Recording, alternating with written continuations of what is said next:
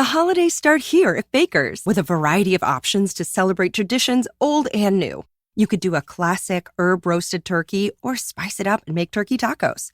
Serve up a go-to shrimp cocktail or use Simple Truth wild-caught shrimp for your first Cajun risotto. Make creamy mac and cheese or a spinach artichoke fondue from our selection of Murray's cheese. No matter how you shop, Baker's has all the freshest ingredients to embrace all your holiday traditions. Baker's, fresh for everyone. This is a More Than Just podcast production.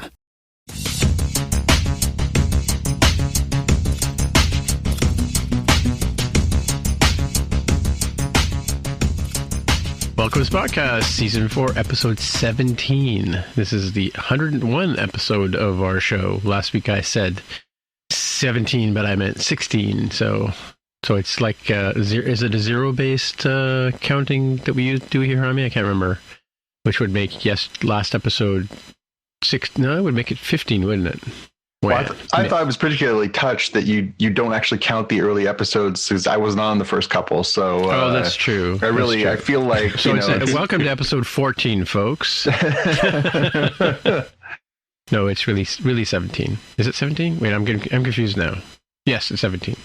Looking at my notes. Those early pilots where Spock smiles and stuff, right? That's how we're going with it. Yes, true. That's right. Or and he kind of chuckles under his breath. Yes. And this is, by the way, his fact check. Oh wait, I should start at the top and say, hey, my name is Tim Mitra. I am in Toronto, Ontario, and I'm joined once again by Jonathan Kula in Mississauga, Ontario. Hello there. As in Mississauga, Ontario. I'm in here. I misspoke. All right. Yes, that's your little Easter egg for the show. And I'm also joined by Jaime Lopez Jr. in Seattle, Washington. How's it going? Going good. Yeah, so like I said, this is episode 17, not 17 wasn't last week. That was not really last. It was last week, but it wasn't 17. This is 17. Anywho, yes, it's 17. I learned the truth. Yes. John Bishop is from Doctor Who. The new plays Dan on Doctor Who this season was where I knew him from. He was actually a stand-up comedian in the UK. So you may have seen him on the Facebook or whatever, telling jokes and that kind of stuff. And he's been in a few shows and stuff like that before. But yeah, that's where his thing started. And also he started as a stand-up comedian quite late in life, like 35, I think, or something like that. And last week I was talking about, in the after show, I was talking about a progressive rock band, Triumvirate. That's how you say it. I don't know, but that's how I will say it. And they, in fact, are a German progressive rock band. German.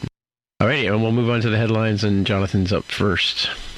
Yeah, so The Eternals is the latest opus from Marvel, and we talked last episode about how it was not getting the immediate love. It was a low ranked on Rotten Tomatoes. It is fair to point out that it is doing quite well.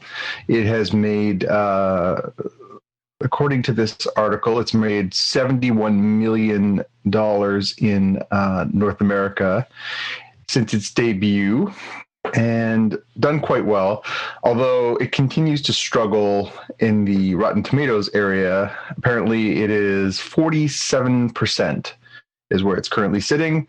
And that's on the fan side or the critic side? That's on the critic side. Okay. And yeah, apparently it's still struggling as far as its reviews.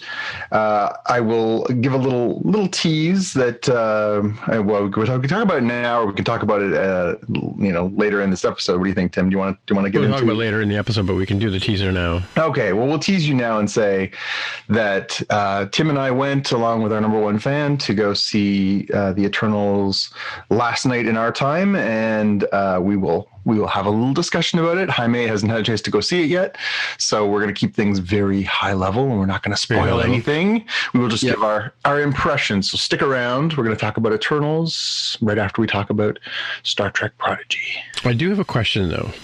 Yes. About Eternals. So we went, like, it opened last Friday, right? Yes. And we went to the Winston Churchill Cineplex Oakville theaters. Yes. And We used to know it as the Winston Churchill AMC, which is why we call it that still to this day. Yeah, yes. But were you not surprised to find that it was relatively empty for a Wednesday night after it had only opened within less than a week? Yeah, I'm still having a tough time gauging that because it is. You're right. It was certainly quiet. I think we were 3 out of probably 15 people in a 420 plus seat IMAX theater. This is the same one that you and Xavier and I had to ourselves to go see a movie not that long ago.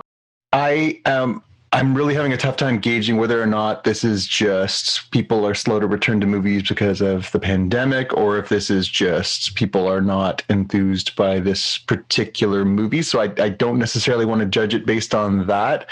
But you're right. I think when I was thinking I'd like to see Eternals in the theater, I was thinking, well, we'll probably have to wait a few weeks for things to die down. You and I, because of the circumstances of our work, had the Thursday off to observe Remembrance Day here in Canada, and we thought, okay, well then let's take advantage of that, and we can actually go sneak in a late show the night before. And yeah, it was pretty sparse, but then the whole theater was pretty sparse. Like there wasn't just Eternals. When we got there, and Xavier and I got there at 20 minutes before showtime, the entire facility was extremely quiet. So again, I don't know if that's just things are really quiet on a Wednesday, irrespective of what movie's playing. Although I did actually ask, coincidentally, I asked the young man behind the concessions counter. I happened to just be making chit chat, and I said, "Hey, out of curiosity, things are pretty quiet here right now. Do you consider this job to be, pretty laid back?" And he said, usually, especially when there's a new, Marvel movie out, he said it can be quite busy, and you're running pretty fast to try and keep up with the demand. And I said, and then there's nights like tonight, and he said, yeah, tonight is is dead as a doornail, and this happened to be 5 days after a Marvel movie had come out. So I guess you can gauge that as you will, but to me, it sounds like this was not a hot property.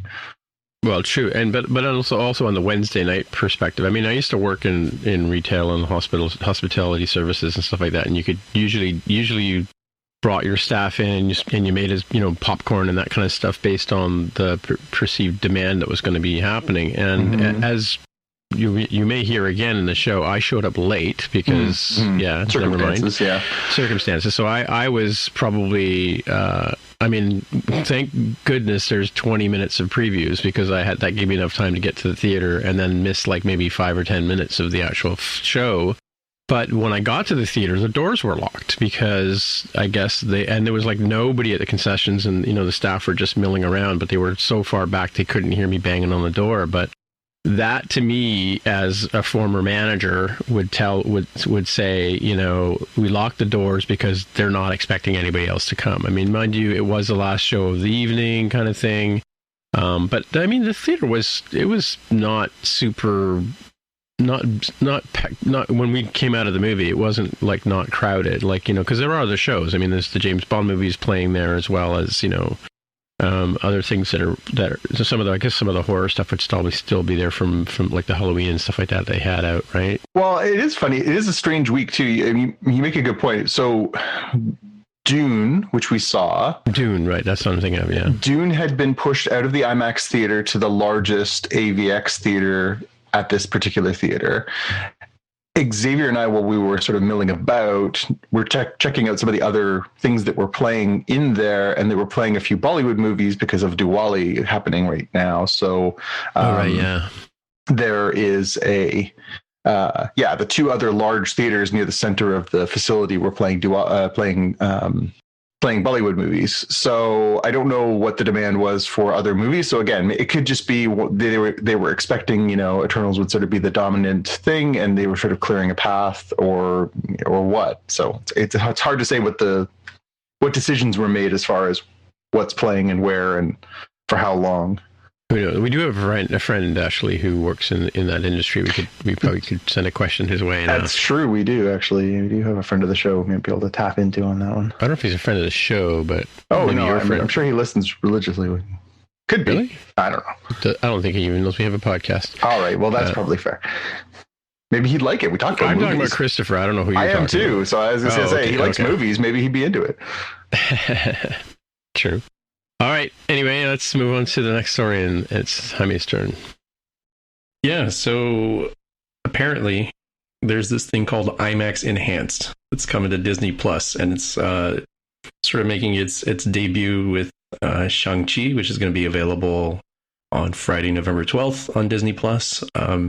But apparently there's 13 total movies that are getting this IMAX Enhanced. So it's, I guess these films were shot in, at least partially, in a different aspect ratio. It looks like expanded aspect ratio is a 1.9 to 1 ratio instead of the 16 to 9 that's normally there. So what this practically means is that you'll have sort of a bigger view and less letterboxing on at least part of the scenes. So I'm kind of interested to see what this ends up looking like, because the different IMAX aspect ratio for the Snyder cut of Justice League was interesting. So if you want the full list here, very quickly: Ant-Man and the Wasp, Avengers Endgame, Avengers Infinity War, Black Panther, Black Widow, Captain America Civil War, Captain Marvel, Doctor Strange, Iron Man, Guardians of the Galaxy, both 1 and 2, Shang-Chi, and Thor Ragnarok. All of those were in IMAX? I guess they shot some scenes, like... Yeah. Does it say exactly? Like, there's some movies where, like, 20 minutes is in IMAX. You know, if you've seen those kind of things. It's one of those things where I don't understand enough of the industry. I was like, why did you just shoot it all in IMAX? Instead of cheaping out for the 20 minutes that you want to show the pew, pew, pew. I mean, just, you know, let me see the whole thing. But there must be really good reasons. Otherwise, they wouldn't make this as But is IMAX still shot on film, though? That's the thing, though. Like, because it used to be the 70 millimeter film going through a projector camera sideways, right? Like they rotate the image on the film. I wonder if it must be digital now, I would think, right? But what's interesting though is I just noticed today when I was watching Prodigy on my TV that there were significant black boxes on the top and bottom of the screen, which to make it the more 16 by 9 aspect ratio, right? So, so it seemed like, and based on the image they have here with Black Widow showing the blue line, where the extra. You can see more of her hair, and you can see a little bit of debris behind her, basically, because you're getting a lot taller image, right? And that would sort of fill out that screen, right? It's not like the old television aspect ratio, but it is more significantly more. I guess it fills the screen more. And we also noticed, I think Xavier and I both commented on a few scenes in the very beginning of Dune.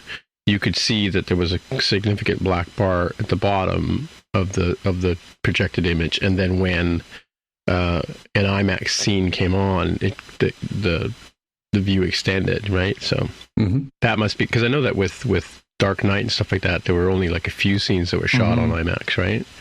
You know, that was one of the earlier action adventure movies that was done on IMAX. Yeah.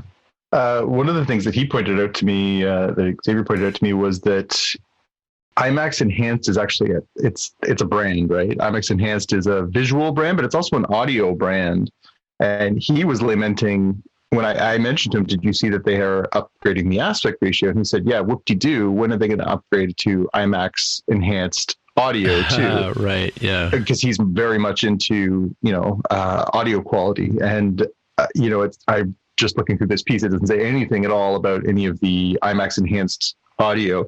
Now, the audio mix, from my perspective, and I think he would disagree, is pretty good, depending on obviously your piece of equipment you're listening on. They do have Dolby Vision and the Dolby sound and stuff like that. Atmos yeah, well. So again, some TVs are obviously made for that. Unfortunately, we have a Samsung television set, and those do not use the you Dolby need a Vision. HomePod.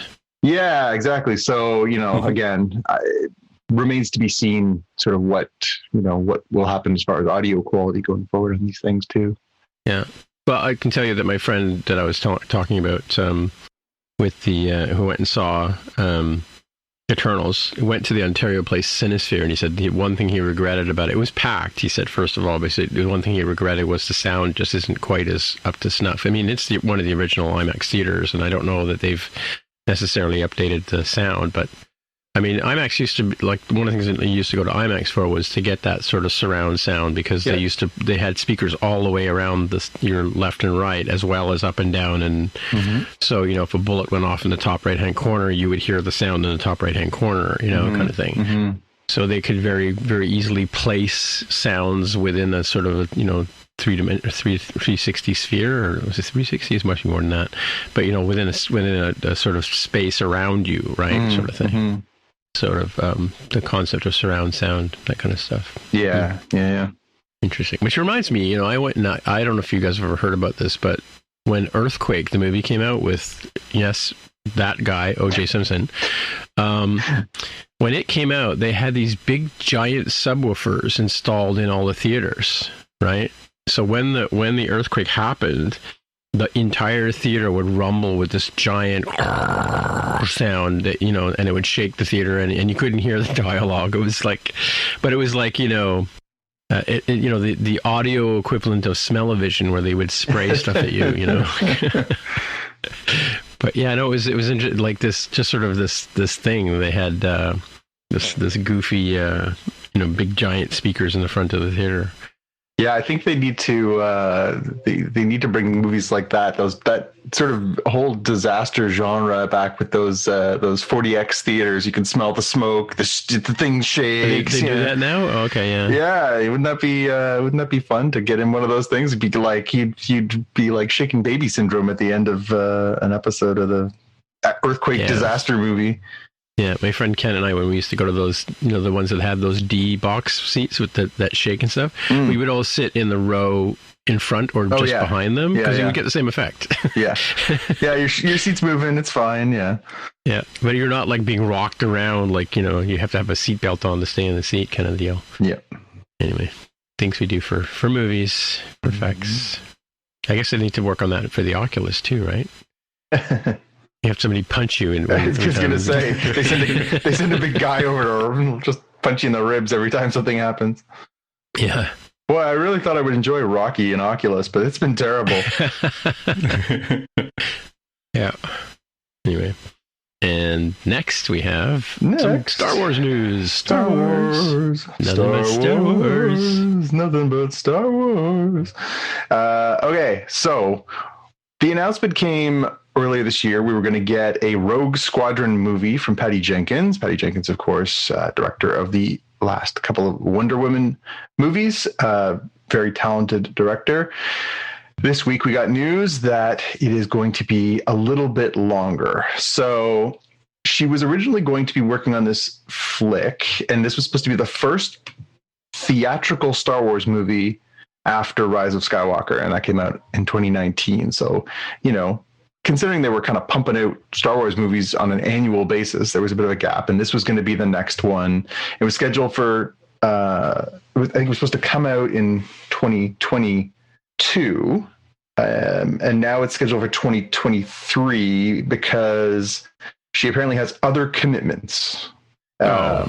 So apparently she was going to do Wonder Woman after she did Rogue Squadron, but now apparently she's going to do it before, and has she was going to do a remake of the Elizabeth Taylor Cleopatra movie for Warner Brothers, and apparently that's also on the table. So yeah, we're going to have to wait a little longer before we get a Rogue Squadron movie. I don't know about you guys. I'm interested in this movie. I like the property. I've read, you know, some of the comic book versions of this, and I'm keen to see it, but I wasn't like, I can't wait. And if it gets delayed by a year, I don't know that I care, especially because Disney Plus has sort of filled that void and really well on the Star Wars front. What are you guys thinking about this delay? Well, I mean, I totally forgot that the movie was coming out, but I mean, like, yeah, obviously you're going to do Wonder Woman before you do Rogue Squadron, really? You know, like, why not?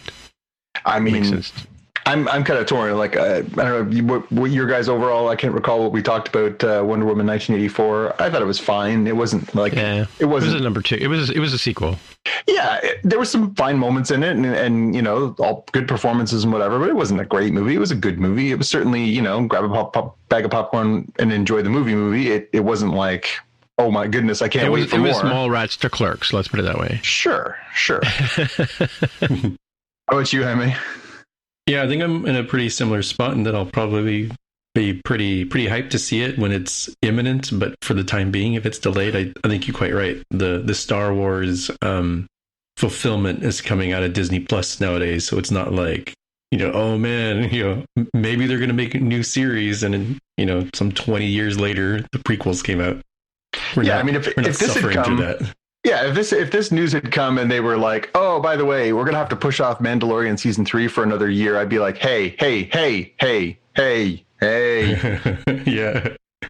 But in this case, I'm like, yeah, I'm good for now. It's fine. I got a lot of other stuff to keep me busy, and frankly, I don't need to spend another, you know, $80 at the movie theater right now. The difference in perspective when your birth year begins with a 1 versus beginning with a 2, I think, is what's happening here for folks. We are like the wise elves in Lord of the Rings of like, we've got time. What is it, 50 years? Yeah, whatever, man. That's fine. I'll wait it out. Yeah, it's fine. That's fine. Yeah. Some of us don't have 50 years, though. What? Come on. Yeah, that's negative thinking, Tim. Yeah, yes, it's really. True. Well, that's true. You know, I went to a coaching thing once, and they talked about, you know, all the sort of things you could do to change your work career and your life career and your work-life balance and stuff like that. And, you know, if you pick a date in the future when you think your life is going to end, you know, what's your life going to be like, you know, the year or two before? Like, you've accomplished all this stuff, you've cleared all you got yourself all balanced and everything like that, then why are you going to die the next year? What's the sort of lesson that you took away from that? So, The life extension, they called it. But anyway, just for the sake of our fans here, I found the lyrics to Star Wars. Yeah, you did. Star Wars. We've always said nothing but Star Wars, so we were wrong. But it's credited. That's the third line. This is credited to John Williams and Bill Murray. There you go. In the lounge. Star Wars, give me those Star Wars, nothing but Star Wars. Don't let them in. Star Wars. If they should bar wars, please let these Star Wars stay. And hey, how about that nutty space Star Wars bar? God. Can you believe all the creatures in there? And hey, Darth Vader in that black and evil mask, did he scare you as much as he scared me? Star Wars, those near and far wars. Star Wars, whatever. Oh, Bill Murray, you genius, you. Yes, he's a wonderful singer. There you go. All right. Speaking of Bill Murray. Wow, what a great segue. So we got our final, quote unquote, final trailer for Ghostbusters Afterlife. And a little more feel, a little more look. We get a little more, you know, that this has obviously got a pretty strong tie to this, you know. And starring the sexiest man of 2021. That's right, starring the sexiest man alive, Mr. Paul Rudd. I'd like to point out he's in his 50s, and that's a great thing. My first thought when I saw it, I genuinely thought this was, did Idris Elba die? No way. Yeah, that's true. That's a good point. I mean, come on. Listen, Paul Rudd's a good-looking man, and I think he's very funny. But as long as Idris Elba's still alive, come on. That's true. Well, I think the best tweet about that, just since we're still on the Paul Rudd story here, is that Weird Al Yankovic posted a picture of Paul Rudd in a Halloween costume as Weird Al saying, you know, congratulations on being the sexiest man alive in 2021, dressed like. Yep. Carrying a little mini accordion too. It's very funny. That's true. Oh, was he? I didn't see that. He was. So I don't know if you guys had a chance to look at this trailer, but it did spark for me that pressing question, and I know that, Jaime, this is definitely foremost on your mind, given that that I think things are still a little tighter, perhaps in the Seattle area than they are maybe here in the Greater Toronto area. Mm-hmm. Is Ghostbusters Afterlife a go to the theater movie for you guys? I am a huge Ghostbusters fan. I saw the first movie when I was 10 years old. I went for a friend's birthday party. We went and saw it, and it blew me away. I was like, this is the greatest movie.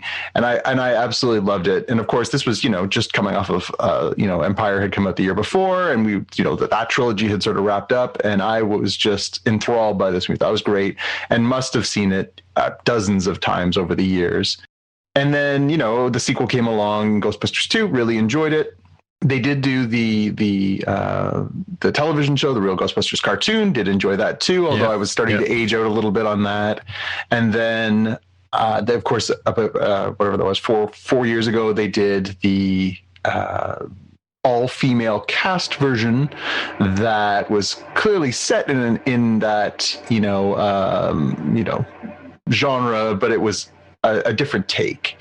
And I thought it was actually really quite well done. I actually enjoyed that movie, but it didn't resonate quite the same way. And so here we've got Ivan Reitman, the original director's son, coming back as Jason, doing the Ghostbusters Afterlife as this sort of tie back to the original trilogy. We know that we're going to get appearances from Dan Aykroyd and Bill Murray. I assume we're also getting, I don't know. I've never even looked. Yeah, that's true. Anyways, so my question back to you guys is this a go see it in the theater experience?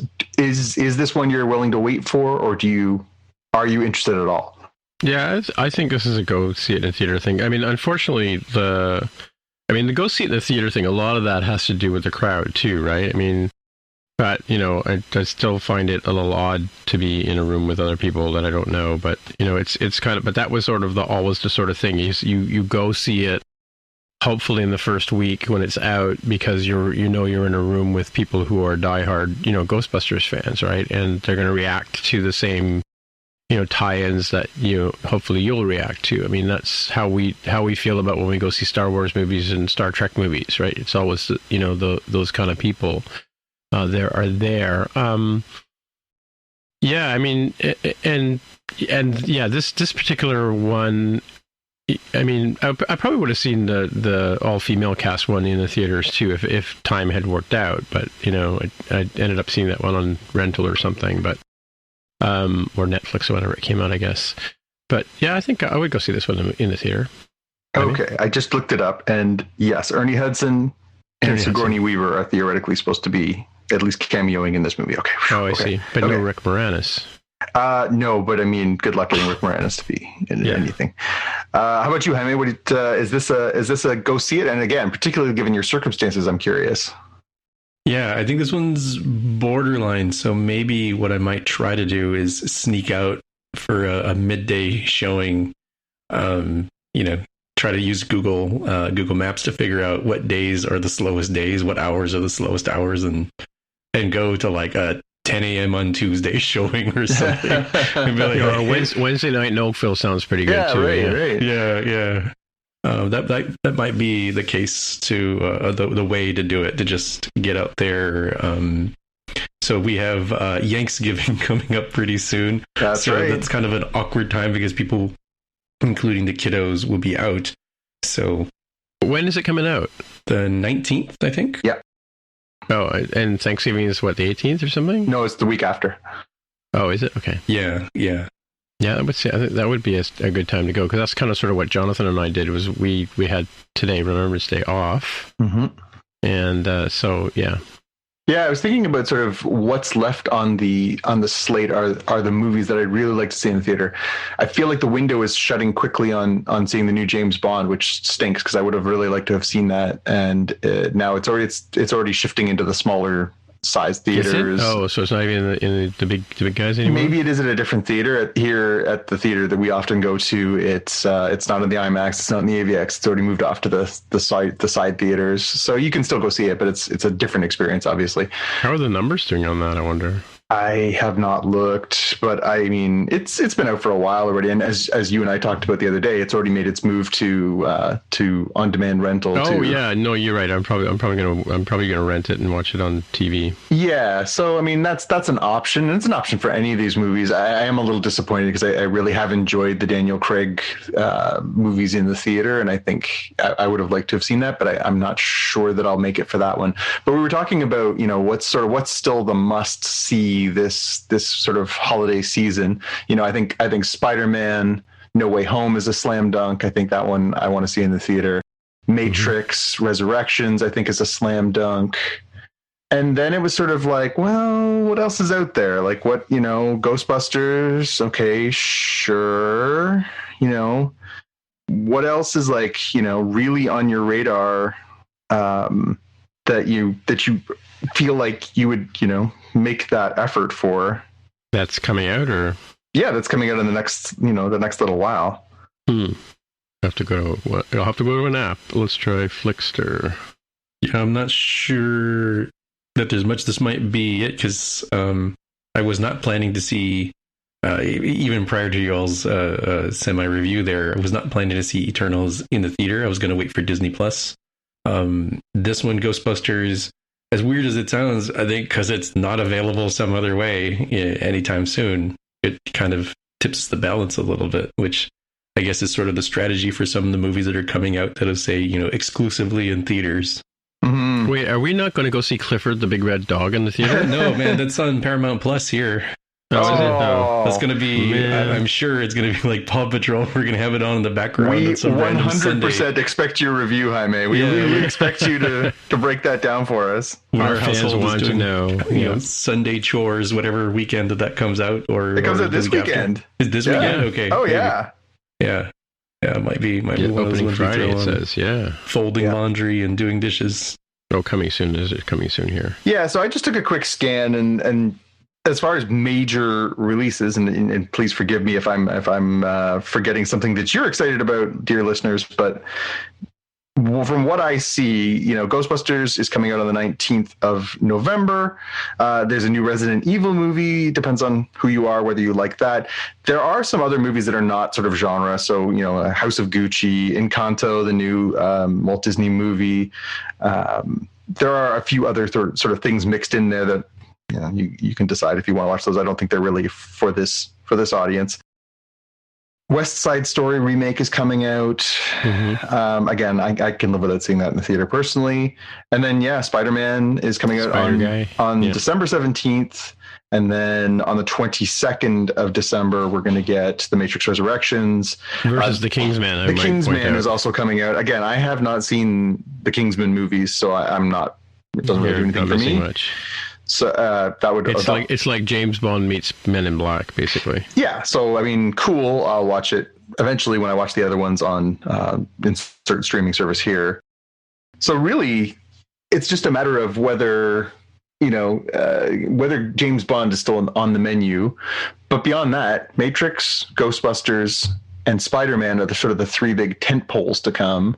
Are they all slam dunks? Are they all musts? I mean, it's funny you mentioned it, Jaime, that Eternals was never really on your radar to see. When was the last time there was a Marvel movie released in the theater where you were like, meh, pandemic notwithstanding? Yeah. When you remove the pandemic from the equation, I think it's difficult to think about. I think maybe Thor: The Dark World maybe was one that I was like, I can wait for that one. But I don't know if I'm misremembering that and just sort of adding in the narrative in my own head, or if it was actually the way I thought about it. Yeah. Well, here's what's coming up in a real brief, I think, just from our point of view. So you mentioned all the way up to Spider-Man, Matrix, right? Mm-hmm. Next up, I think, would be the Morbius one we talked about last week. I don't know if I would want to see that in the theater. Uncharted, The Batman. Ooh, there's another Downton Abbey movie coming, and Sonic 2. And Doctor Strange is coming, but that's not until spring. Strange, yeah, that's May 6th. May 6th. Mm-hmm. There's a new Jurassic World coming. Lightyear is coming on the 17th of June, so we're way into June. Top Gun Maverick, anyone? I think I missed that one. I don't know how I skipped over that one.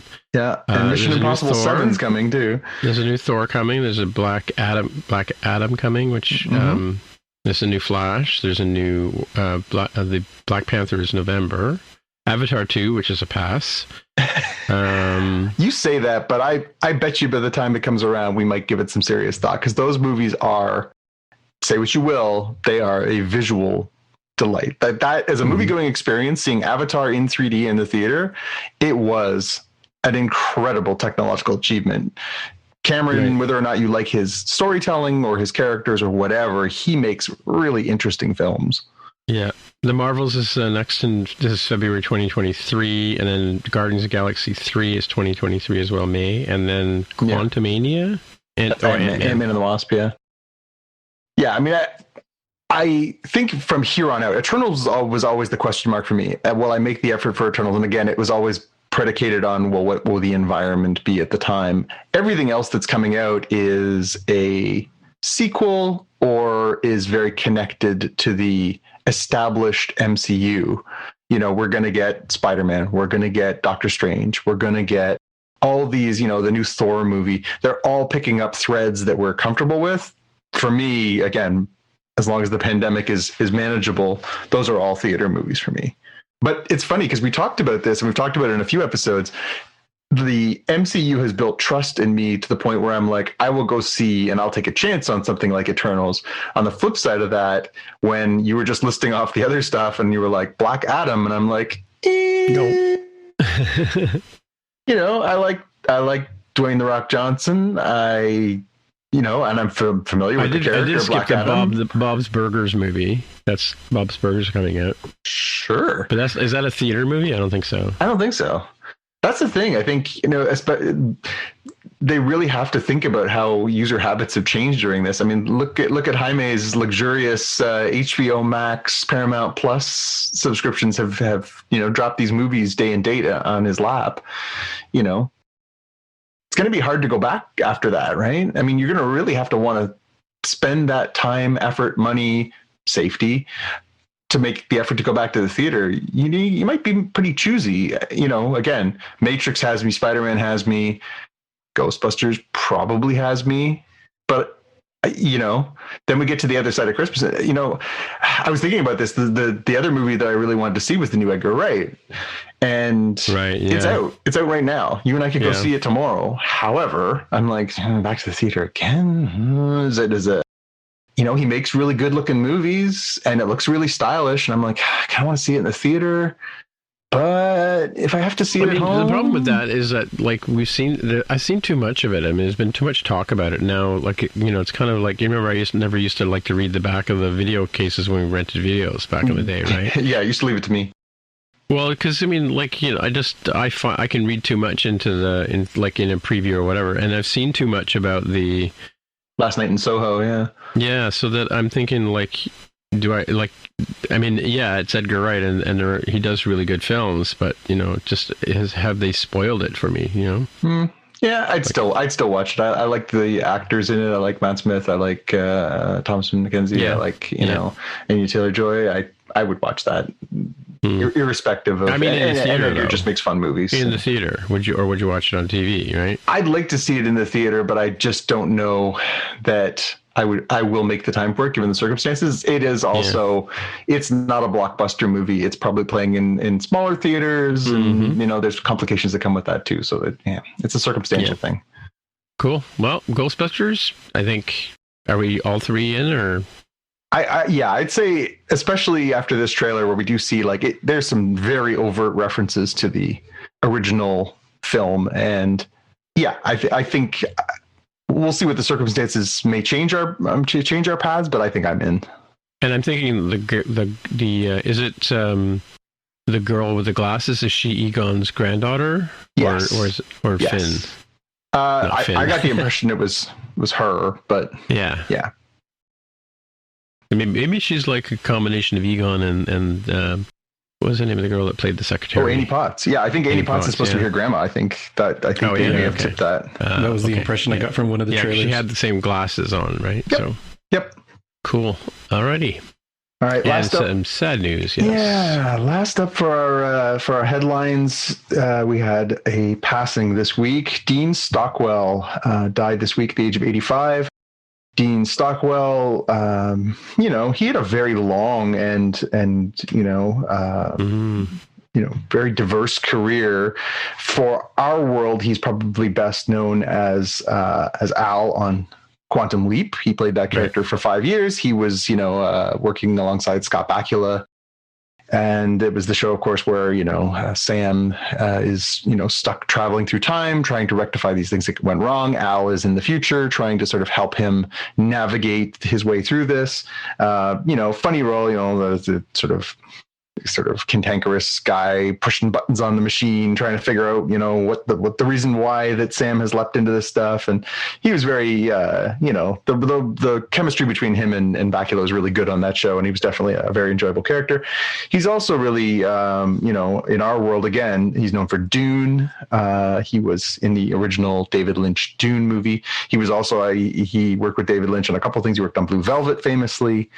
Yeah. Battlestar Galactica. So he had one of the most iconic 1980s mustaches. It just is. If you get a chance, please look up Dean Stockwell's 1980s mustache. It is the most villainous looking mustache ever put on someone's face. He had this like big gap in the middle and these two little like pencil lines down the side. It looks like something out of an old movie. It was iconic. And yeah, he was around for a long time. He was an award-nominated actor. He was, around playing. He was a child actor. He was in all kinds of different things, and definitely going to be missed. He was definitely one of those faces you saw in movies. You knew that he was like, oh, he's in this. All right, cool. Well, this is going to be good. Yeah, definitely. Yeah, he was. I mean, he sort of was everywhere for a while there too, right? Oh yeah, I mean, he was one of those just in a ton of different things, starting, well, as they say, back in the 1950s, right? And he was in different things, and then he, migrated on to different TV appearances, lots of movies. He was just in everything. He was in an episode of The Twilight Zone way back when. I mean, this guy had a legendary career. Mm-hmm. Yeah. And he will be missed by us. Yes. I'm just thinking about the little sort of iPhone thing that he had, which wasn't really an iPhone. It had buttons on it. But and it made all those funny noises, right? Boing, boing, boing, boing, boing, boing, boing. Yeah, and he would sort of see the future or see the next mission kind of thing. Yeah, he would be like, well, it appears you're in this time, and it appears you're... Sam, I hate to tell you, you're a man in a woman's body, and it's 1963, so it's going to be a tough time for you. Yeah. That was always a fun. They could always play with that plot line. Cool. Alrighty, we'll come back to those wacky devices in a bit, but remind me after we get through the next section. So we're at the main part of the show. This is the part where you're all tuned in for to see us talk about the Star Trek Prodigy. We're at season 1, episode 4, Dream Capture, and Jaime's going to regale us with some high moments and low moments. Yeah, so I wrote down here verbatim the description on Paramount Plus, which says, the crew has their first away mission on an undiscovered planet that manifests their deepest desires, only to realize the planet has desires of its own. I feel like that's fairly accurate. It feels way better. I don't know if you've ever read the Netflix descriptions for episodes, no. Like TNG and stuff. They're like bonkers. They tell you nothing. I always have to go to Memory Alpha to figure out, wait, is this one I care about, or is this some other one that I don't? Yeah, and it's sort of it's an interesting trope, because I think it's a Star Trek trope, because it reminds me of Shore Leave, right? Like where Bones gets killed and gets brought back by Playboy bunnies and that kind of stuff, Yeah, this I saw you had put that in there, Jaime. I immediately was like, that's the most Star Trek sentence I think I've ever seen. It was just, it's like the encapsulation of, it could be any number of Star Trek episodes. Yeah, for sure. So we start right off here with the way that many Star Trek episodes start off, with the captain's log, this time done by Dal. Sounds like there's not much going on in their lives, so the hologram Janeway is teaching the crew the sort of Starfleet basics of how to navigate so they don't fly into deadly things, sort of the on-the-job training sort of stuff as they're spending their time cruising the galaxy, trying to get away from the diviner. Gwyn is still in the brig when the proximity alert discovers an uncharted M-class planet in the I wrote area, but I think this is the Hirogen system, which is interesting as a callback to the Hirogen from Voyager, who were a nomadic race, a hunter race. So kind of interesting to see if we encounter anything. I guess spoilers here. This is the first part of a two-parter. Because this ends on a cliffhanger. Apparently, according to Janeway, protocol calls for exploring strange new worlds. So she sort of browbeats the crew into heading there. So she threatens them, right? Yeah, despite Dal's insistence that they can't stop anywhere. They need to keep running as fast as they can from the Diviner. So that was kind of interesting, and maybe gives us a hint at what hologram Janeway is capable of. How close is she to something like the EMH, and is it going to be like early EMH versus later EMH for Voyager's run? Yeah, I like the gag that she does there too, where she says, it's an M-class planet, and Dal says, no, we're not going to any M-class planets, only A-class planets for my crew. Yeah. But it continues that whole theme. You mentioned the learning the basics, Jaime. Like this is where we picked up last week, right? This is Star Trek 101. What's an M-class planet, kids? Oh, actually. Yeah, it is one of those things where they, and we'll see this later with some of the equipment stuff, where you sort of have the basics being explained, not just to the characters, but to the presumably young audience as well. Yeah, I said to Xavier earlier when we were talking about this show, I said, it may as well be called Star Trek, because it really is the beginning. Yeah. So in between here, we have the USS Protostar landing on the planet. It seems to have kind of more of a ski to land instead of Voyager's quadruped style landing. So I guess they put all the budget on the fancy extra warp core and third nacelle and put no money into. We have $20 left to make this thing land. Or they were just preparing, like, what if, say, for example, Deanna Troy's going to land this thing, and we need to have a slide landing. Maybe we'll just put a ski on the front of this thing. Put a big old snowboard so it can land properly. It could have worked out better if we'd had that when, she was like careening this thing through a mountainside. You could put a ski on there. What the heck?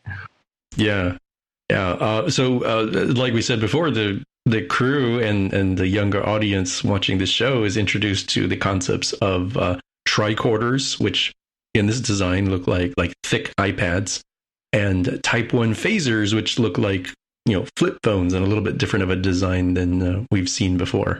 Aren't flip phones cool? Let's make them look like flip phones. The kids nowadays are nostalgic. I'm thinking, so let's take a little segue here into out-of-universe concerns for the designs, right? Because this is a children's show. So I think the tricorders are intentionally made to look more like tablets, because it's something that a child would realistically have experience with, even at an early age. And the phasers are probably intentionally made to look less like guns for many reasons. Yeah. Right? Yeah, that's a really good call, Jaime. Yeah, I mean, that was always kind of true for the remote control and dustbuster designs for phasers in TNG, but I feel like they stand out as remarkably different from, let's say, the guns we saw in Picard or Discovery, right? Yeah. So that's something to keep an eye on. Speaking of these phasers, Jenkum Pog promptly phasers himself, which I thought was great. Yeah. And they get told about this rover called the Runaway, which has all sorts of nifty, cool, utilities as a land rover, including hold on to your butt's grab handles. My first comment was, how can you hold on to the grab handles if you're holding onto your butt? I have joked before with folks of like, look, if a hole opens up in an airplane, I am absolutely not getting sucked out. And they said, well, what do you mean? I was like, because my butt cheeks are going to be grabbing that seat so hard that there's just no way. They're like, you're not strong. I was like, my butt is. My hands may not be, but my butt can't. So this is what I assume is happening. But I don't know. I don't know this new design. We'll put a pin in this one and hang on to this as future follow-up, I suppose. And I did like the naming, though. I like the fact that it's the Runaway along with the Runabout, right? I I didn't catch that when I watched it live. Yeah, and but she you're only right. mentions that the phasers have stun setting. She doesn't mention the other setting. That joke would have been less funny if Jank and Pog had a hole in them. Yeah. So by that's default, true. they're set to stun, maybe lightly annoy or something. And I just want to go back to the comment about going through the plane. I always thought that the making a hole in the plane and having all the content sucked out was a myth, like a Hollywood myth. I don't think that really happens. Well, I mean, there's a difference between, punching a hole like you're, drinking some boba or something, but there's a difference between that and like a section of fuselage is a hole. Oh yeah, no, totally. Yeah, that part I can see, like, the one where the whole half the rows of seats go out as planes collide or whatever. But I'm thinking of the James Bond Goldfinger death scene where Goldfinger gets sucked through the portal of the window because Bond shoots a. Oh yeah, puts a hole in the window. Yeah, and Otto Preminger is a huge guy, right? Like to have him sucked through a window of an airplane is kind of an impossibility, right? So. Unless like he gets very, very, very liquidy, yes. Well, I was going to say his mask would have plugged up the hole, right? Anyway, back to the show. Yeah. So this whole crew is supposed to come out here and explore the planet, except Janeway, who gets asked about it, and she's like, "Well, I'm a hologram. I have to stay on the ship. I can't move anywhere." And Murph, the blob dog. As far as maybe he's sentient for all we know, but he hasn't really shown that yet. He seems more like a mascot than anything else at this time. Yep.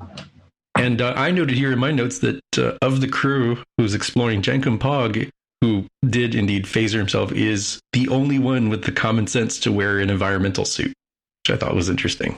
It becomes an interesting note later on, which I want to dive into when we get there, but he was the one who was like, I don't care if they tell me that it's okay to breathe. I'm going to wear this suit to protect me. Yeah, but he can smell through it, which I found really strange. Yeah, we'll dig into that when it gets to that scene. But I noted that in the notes as well. So again, this is a kids show where people need to be a little bit more extreme versions. Dal is wildly reckless and drives away in the runaway, so he just doesn't know how to coordinate with a team. There's a claim from using their tricorders that there are no nutrients in the soil, but there are plants. Dun. Yeah. So we'll probably talk a little bit about that too and what's going on, because it's still left kind of mysterious even in the cliffhanger part of this episode. But moving along, we have Gwen showing off that she's got some sort of telepathy thing to make her blade ooze out of its container that it's been locked in, and it frees her from the brig. And I'm like, is this something like programmable material? Is this a call out to disco and it's future jump stuff? I don't know. Yeah, but it seemed like it could be. But it's because she turns it from a sword into a shield at one point in the last episode when she's fighting with Rock. She turns it into a shield at one point, right? So it's like connected to her. Maybe she's an Eternal. Ooh, spoilers. What? Hang on. Yeah, I figured like from the other things we'd seen, like, oh, okay, it can morph in some undisclosed way, but this one, it kind of like oozed out of the container, like it went through like a liquid oozing out of the little cracks in the container, which I thought was interesting and kind of neat. So she goes to hack Janeway, who doesn't have Face ID off. Apparently, you can just kind of blink at her like the other holograms and be good. And she has apparently been taught from like day one by her father, the diviner, how to hack Starfleet technology. So he's been like clearly training her this whole time to find and take over the protostar.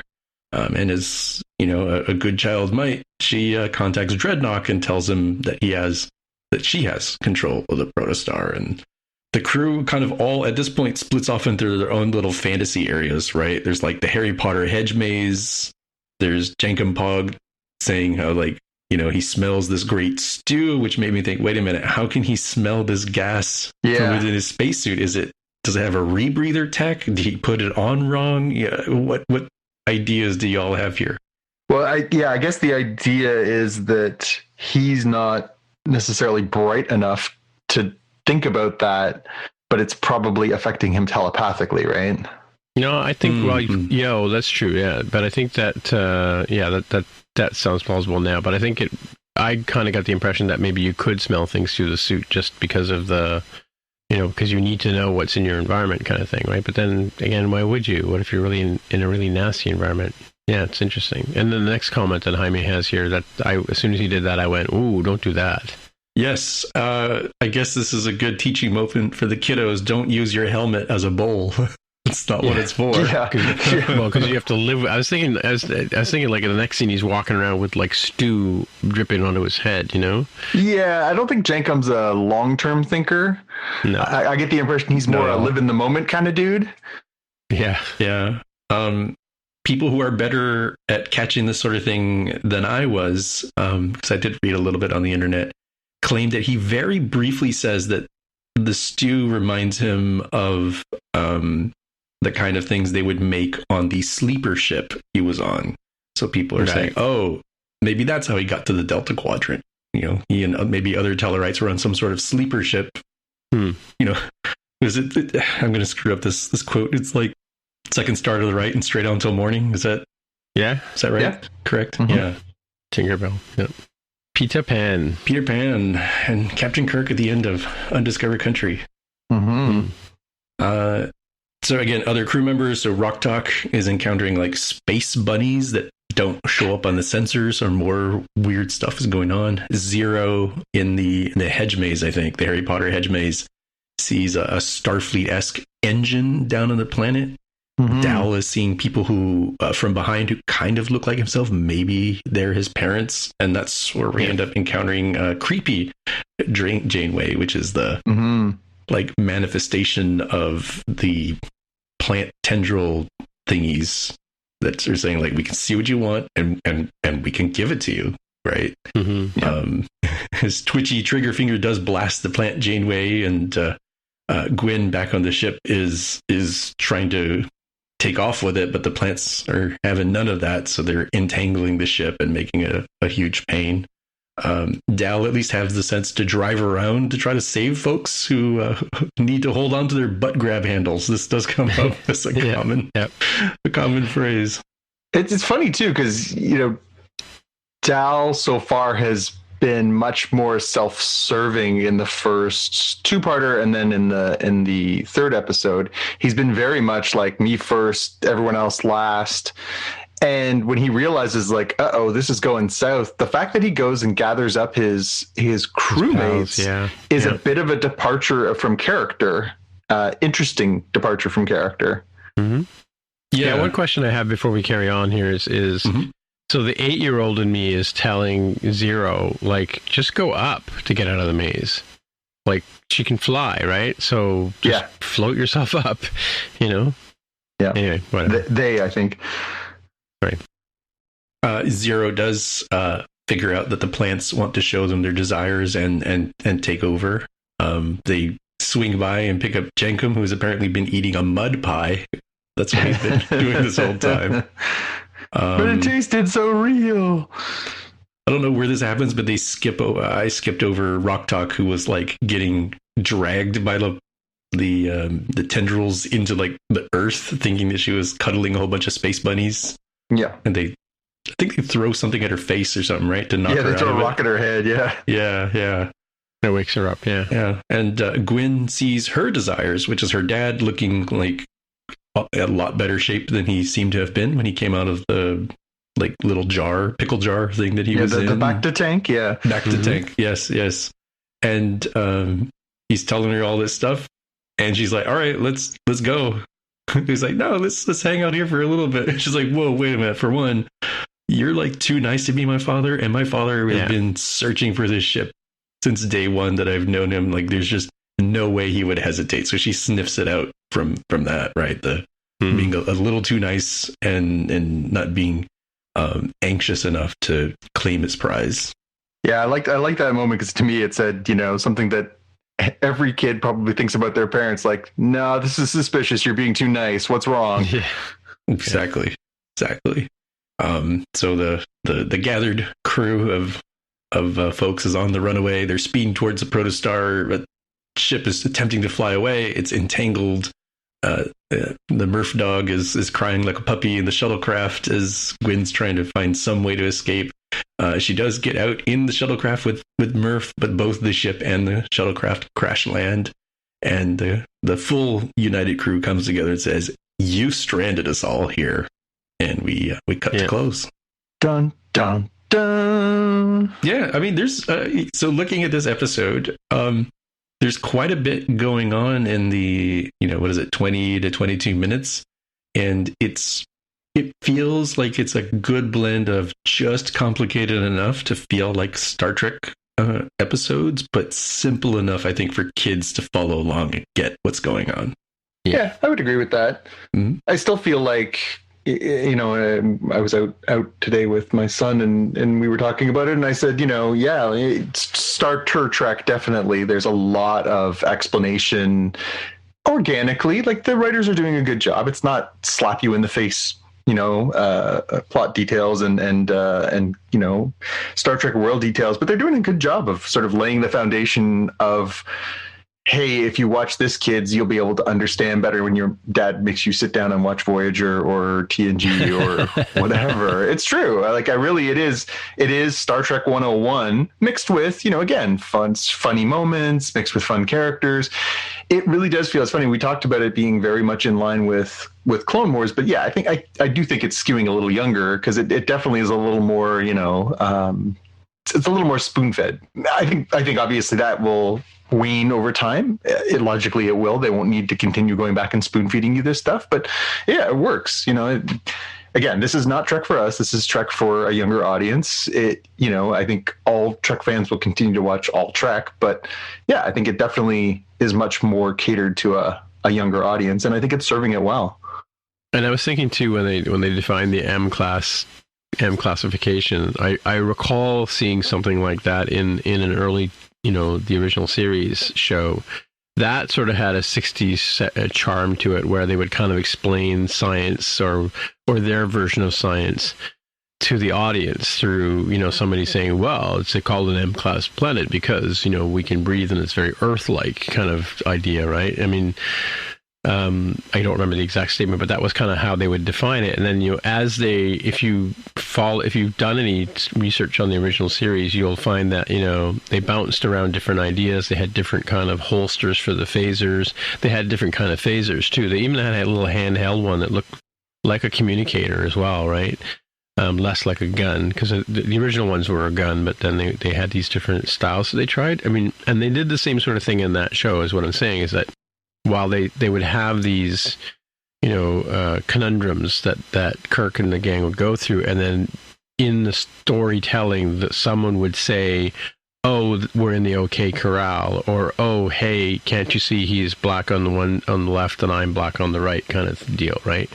Like, they would very clearly explain to the 60s audience what was going on, in the same sense that they're doing here with targeting the young kids, right?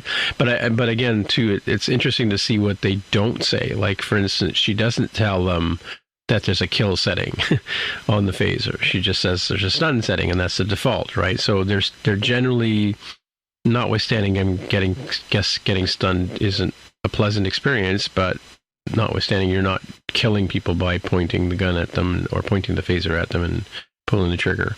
Well, was it Star Trek 6 where the two people who help kill the Chancellor are killed themselves by a stun blast at close range? Something like that. Because you can't activate a kill, because if you activate a kill, it sets off the alarms inside. Yeah, so they were killed by a stun blast at close range. Know what Jenkin Pog just did?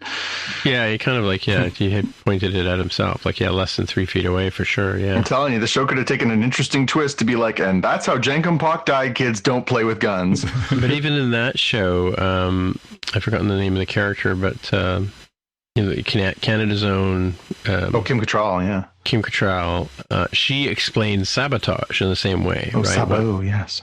Sabotage, what the actual definition of that is, which again, most people don't even, I didn't know until I saw the movie, to be honest with you, about the wooden shoes. But that's the same sort of thing. Like, they do that in movies, and they do that, all the time. We don't really notice it. But, when you come to like The Next Generation, you may not notice it as much as you do here, but, yeah.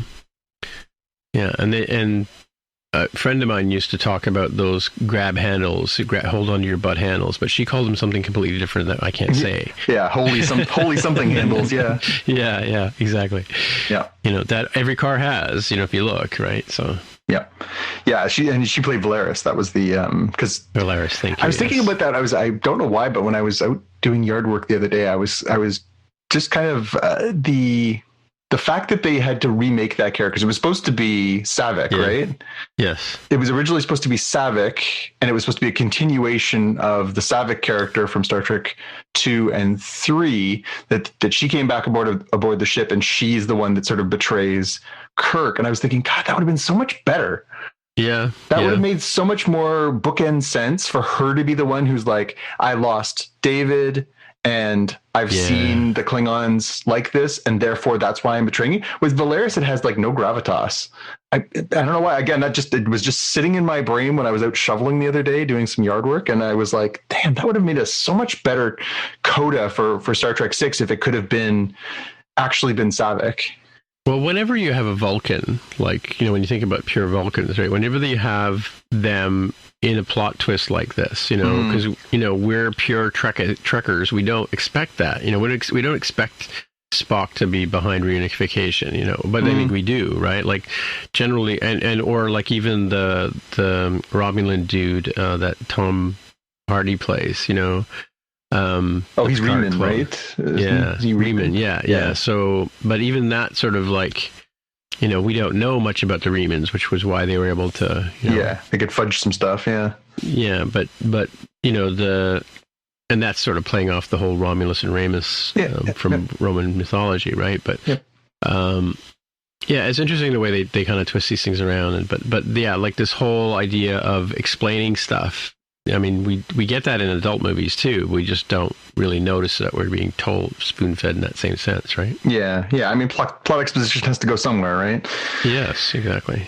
I pasted into our show notes the Memory Alpha piece on the the planet class system, and it's pretty interesting. It's a good little rabbit hole. Maybe we'll put that in our show notes. But the idea of what a Class M planet is, what the M stands for, what some of the other letters mean.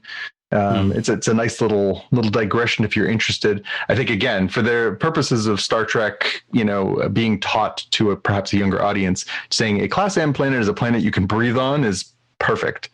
But it's a fun little rabbit hole to go down too.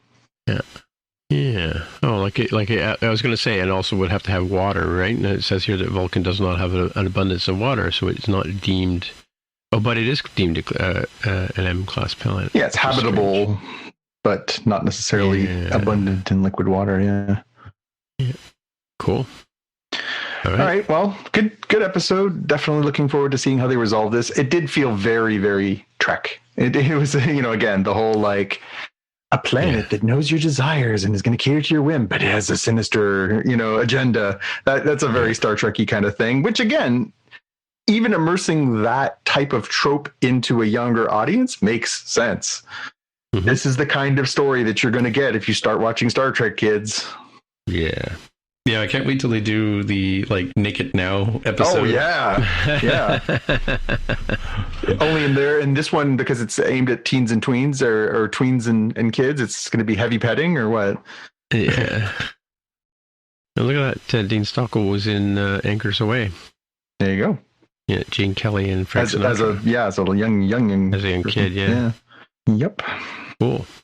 Oh, he's also in Beverly Hills Cop 2 with that mustache. Yep. Oh, I remember that scene. He was, he's the patsy. He gets set up by the bad guy. Cool. So are we going to talk about the Eternals now? Let's see if we can get through it without hurting Jaime's feelings. Yeah, well, I don't know.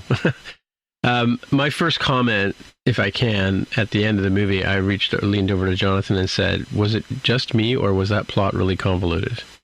Yeah, I mean, so let me try to take a stab at this. Well, and so I did follow that up with the thing is that Thor and Iron Man and Batman and Superman and Spider-Man, they're well established characters, right? Whereas we were coming at this like Golden Compass, or like if you hadn't read the books, there was no frame of reference, right? It's true. This is a bit of a departure from the Marvel Cinematic Universe. So it's the second new property that they've launched in this new phase after Shang-Chi.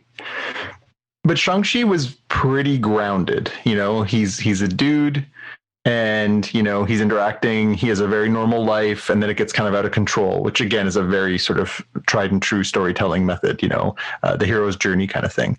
This one, the idea right from the beginning, and obviously, as Tim mentioned, he missed just a smidge at the beginning. The idea, very, very broadly, and I think you can get it just from watching the trailer, is that these Eternals have come to Earth to fight these bad guys, and they live a long time, and they have to fight the bad guys.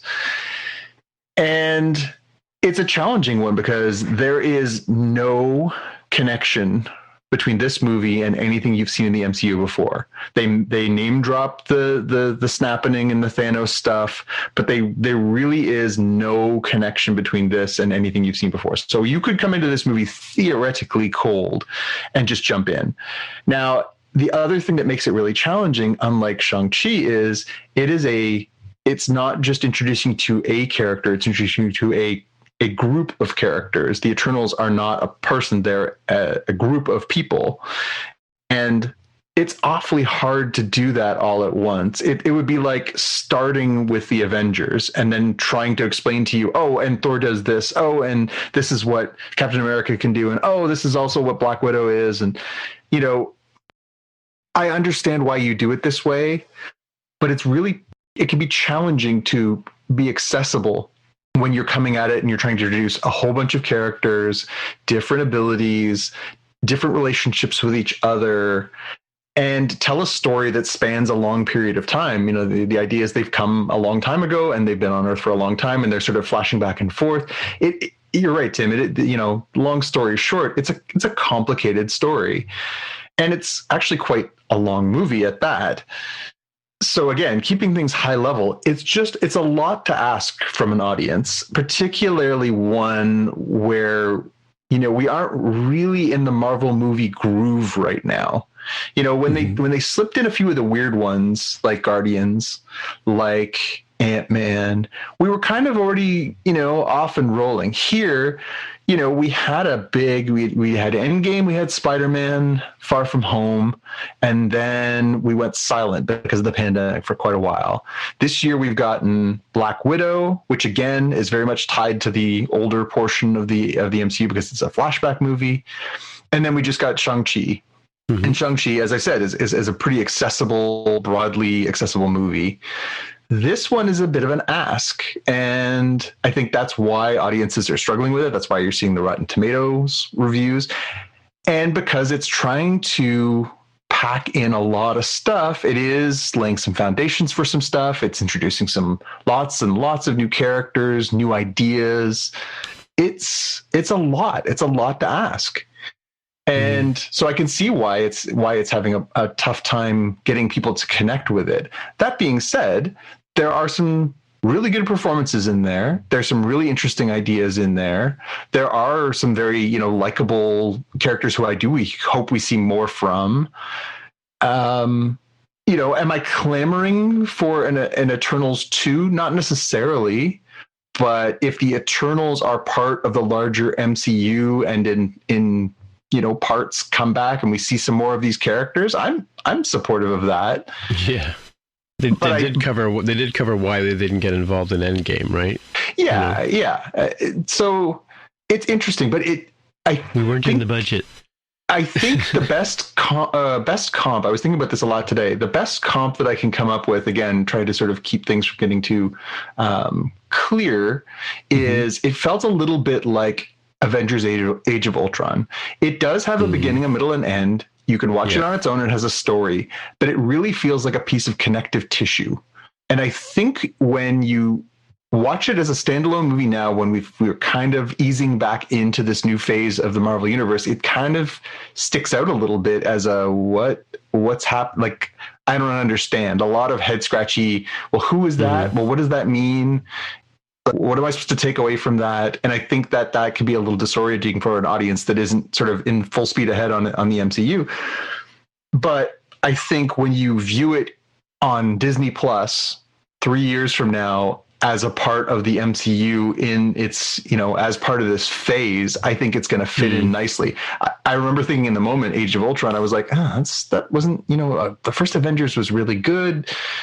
This feels like there are kind of too many characters. It's overstuffed and all those same concerns. But now I've gone back and watched it and I'm like, oh, because you know where everything is going. You're like, oh, this makes much more sense. It's a lot more clear. The character arcs make more sense. It's still a connective movie, but I think it holds up much better than it did when it first came out. I think that's how we'll look back on Eternals, is that right now it can be a bit of a challenge to ask audiences to buy in on this. Although, again, if you go in with an open mind of, I'm just going to get introduced to a whole bunch of new stuff and enjoy some performances and things go pew, pew, pew, it's perfectly fine. There's nothing wrong with the movie at all. It just has a lot of stuff it's trying to sort of set up and sort of get things going on. And you got to kind of be able to roll with that and just know that Kevin Feige and Marvel have a plan and this is part of the plan and, climb on board because they're not going backwards and they know what they're doing. Yeah. I mean, there were some characters in there I did like. I mean, there's a couple that I just thought, like, the actor portraying them, does he do any kind of other acting? Because it was very sort of, without giving it away, there's some of the actors are like, one of the characters could have been just about anybody else. And in fact, when I came in late and I saw this person moving around in the fight scene, I thought, is that the guy from Doctor Strange in this movie all of a sudden, or the same actor or something like that, but turned out it wasn't. Also, it's a bit of I was going to talk about this a bit, but we just saw Kevin Smith talking after the documentary Clerk, which is about his life and his career. He was talking about in the question and answer section at the end about whether he would do a Marvel movie, and he said, that Marvel movies are very much a machine. Like it's pre-visualized already. The director walks in and they hand them, this is what it's going to look like. And so for someone like he talked about why Edgar Wright walked away from Ant-Man and why he wouldn't entertain doing I'm sure he would entertain if they showed him the paycheck, but he wouldn't do one because he said that they're very formulaic. And I've heard too that Marvel movies, they're always 3 acts, right? Like it's, a beginning, a middle, and an end. And, in the middle part, you can, if you need to take a bathroom break or get some popcorn, you can do that, right? Which I actually considered, but, there's always that sort of, lull in the middle. And then, and the other thing too, is like, I think that too, like you said, the mid-credit and the post-credit scenes are both introduce other people that, will also bring back, in the same sense, of why is Tom Holland playing, the main character, Nathan Drake, in Uncharted, is because he has a following and an audience, and there's some mileage that they'll get out of the 2 people that are going to portray those characters that they reveal in the post credit. And for the years as they built up the MCU in the Hollywood version, Sam Jackson would always appear at the end of the movie and introduce a new person or tell them about the Avengers, or what I mean? Yeah, like connective tissue. Yeah, sort of make that connection. And that's kind of sort of what you expect. It's funny, like when you said to me, like, oh wait, there's a scene coming up, and I went, oh yeah, right, I forgot, this is a Marvel movie. I do feel after listening to what Kevin Smith said the other day about the fact that the director doesn't have a lot of pull and a lot of say in this, I kind of feel sorry for Chloe Zhang having made this movie, because she's coming off an Oscar win. You wonder, I mean, and there is a tie-in between the way Shang-Chi looked and this movie looked too, right? Like from a design point of view, like they were very similar kind of creatures and very similar kind of like outfits at it's a polite way of saying, damn, there was a lot of CGI in this movie. Well, yeah, there was a lot of CGI in the movie, but there was also that sort of ray tracing thing, like the sword in that Gwyn has, in Prodigy, is very very reminiscent of the sort of the Doctor Strange, you sort of twist your hand and you create a magic things. Magic shield and whatever. Or No, it's true. It's true. Or you block a blow by incanting this wireframe around your wrist or whatever, right? Or in the one case where they make handcuffs and somebody gets out of them. But that from that point of view, it's interesting to see that, to know that this is a formula, and also this is a stepping stone to something else, right? Because they did say the Eternals will be back, they didn't say in what circumstance, but yes. Yeah, yep. True. And my reaction to that comment when I saw that on the screen was like, oh, okay. We'll see. Yeah. No, and there was definitely some standout performances. I was talking about it with my son today when we were out, and I thought Gemma Chan really helped. Like, she's a movie star. She carried the movie really well. She plays Cersei. She was the main character in Humans, right? She was, yeah. And she was really quite strong. I hadn't watched Humans, so I wasn't as familiar with her, but she's a very captivating performer. I thought, for their parts, I thought Kumail Nanjiani was quite good. I thought, the Brian Tyree Henry, who played Phastos, the grumpy guy. He was the one who leaves his husband and his son to go and join the fight. Oh, yeah, different guy. Yeah, he's sort of the engineer of the team. I love him from Atlanta. He's really, really, really, really good on the show Atlanta, and so I was really excited to see him in here, and he was really good. He was really, really enjoyable. Even Liam McHugh, the young woman who plays Sprite, she couldn't have been 14, 15 when she made this, and I thought she was quite good. But there was a few there where you're like, man, there's a lot of characters. Like they really do. It's just like, oh, and there's this person, and their names are not ones that ring immediately to mind. The Eternals, even somebody like, I don't think, you guys tell me, the Eternals they're not mainstream for somebody like me in comics, and I know a lot about comic books. Eternals, if I had said to you before, have you heard of the comic book Eternals, you might have been like, sure. Jaime, I assume yes. The name I think I was familiar with, but if you asked me to name a roster, I would not have name one character. Even now, Jaime, you haven't seen the movie. Can you name one person who's a member of the Eternals? No. I think maybe they chose actors I know for a reason, like Salma Hayek. Hayek is one of the characters, right? Yes, Salma Hayek, she's an Eternal. Legitimately, she looks incredible, and she's well into her, 50s or 60s. Well, they did talk about the fact that this is an interesting movie because there were older women roles, because Angelina Jolie and Salma Hayek both had key roles in this movie. And Salma Hayek, 55 years old, and she is still both breathtaking and extremely talented. Angelina Jolie, 46, same. Yeah, and they weren't playing somebody's mother or grandmother or whatever, right? Nope. No. Again, I think there's a lot of there. I don't want people to come away from this with the impression that we were like, oh crap. Like, it's not. It is. You just have to go in with an open mind and take what they give you for what they give you, and accept that it is part of a larger narrative, and that's what the MCU is going to be now. It's almost nothing you watch when you watch an MCU movie or watch an MCU TV show now is ever going to be self-contained. It's really ever going to have its, is going to be just what it is. It's all about universe building. And this is more so that. Some of the stories are going to be less so that. This one is very much, strap in, kids. We're going for a long-term ride. Yeah, so, for sure. Now that we've talked about this, how much more or less do you want to see this after our hopefully pretty spoiler-free review there, Jaime? How do we do? Yeah, I'll still end up watching it probably, close to day one on Disney Plus. But I don't. It was already not one that I was clamoring to see in the theaters, and I think kind of especially not now. Right. But I was having a conversation with my dad, and we were talking about the movies coming out.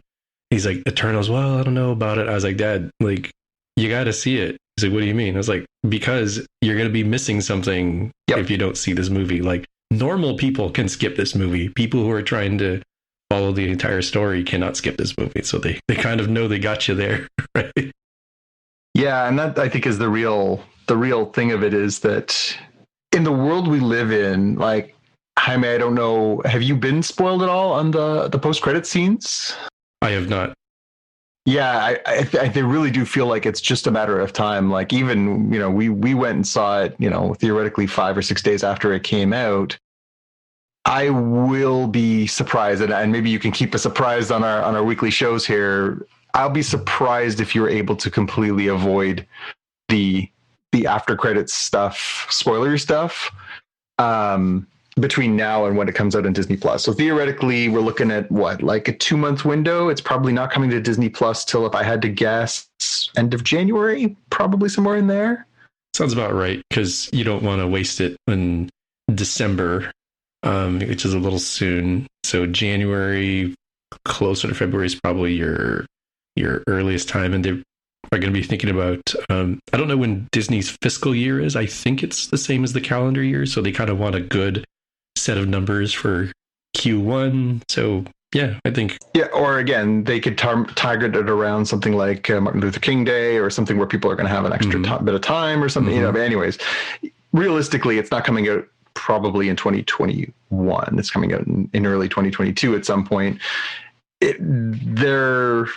The post-credit scenes, again, completely spoiler-free, definitely do build on the larger Marvel Cinematic Universe as well. So it's going to be pretty hard to contain that across the blogosphere, across Reddit, across social, across fan blogs, and even mainstream sources. I think they're going to give people a little bit of leeway, but I've already seen. I've seen headlines that are like, "Who is ... What is ... mean?" And it's just like, hey, vey, like this is not very nice. Yeah, so that's a good warning, because I'm starting to get the feeling this is leaning into that Baby Yoda kind of thing, where long before I'd ever seen The Mandalorian, I knew about the child thing, because the internet could not avoid spoilers on that, and it sounds like that will be the same case here. Yeah, no, it'll be tricky, but again, even if we were to tell you straight out what it is right now, it still wouldn't take away from it, and it's certainly not like crystal clear all the meanings and what does it mean and where is it going and blah. I just took a quick look at Rotten Tomatoes to see where we're at. So right now on the Tomatometer, it is 47% from critical consensus, so that is the lowest ranked Marvel movie of all time. But it's got an 80% audience score. So the audiences are still enjoying what they're putting out there, even if the critics aren't. So I don't know if that's critical expectation based on the fact, again, like you say, Tim, like Chloe Zhao is coming off an Oscar win. She's a terrific filmmaker, but it's still apparently working for the audience. Yeah. The critical consensus on Rotten Tomatoes says an ambitious superhero epic that soars as often as it strains. Eternals takes the MCU in intriguing and occasionally confounding new directions. The audience says it's a different kind of Marvel movie, but Eternals still contains all the action, humor, and heart that fans are looking for. And I kind of agree with both of those things. In some places it's reaching and it's not necessarily hitting, and in some places it's hitting you exactly where you expect to be hit and hitting you well. Mm-hmm. So I would say, like all things Marvel, you're going to want to see it. Everybody's going to want to see it if you're keeping up with the MCU. Do you have to see it right now? Do you have to, if you feel like you're in a situation where you don't necessarily feel comfortable in the theater? Yeah, of course you can wait until, January or whenever it's coming out on Disney Plus. Of course, it's not going to destroy you to see it. And while I do think, Marvel movies are really cool on a big screen, it's not going to break your brain. Again, I thought Black Widow was perfectly fine on my television screen. Would it have looked great on an IMAX screen? Of course it would have, but yeah, it is what it is. All right, let's move on to our watch list, shall we? Mm-hmm. I know, I'll go first. So I started watching Invasion on Apple TV, and I thought, oh, here we go, another, War of the Worlds, another, apocalypse kind of thing happening or whatever. But yeah, it is really good.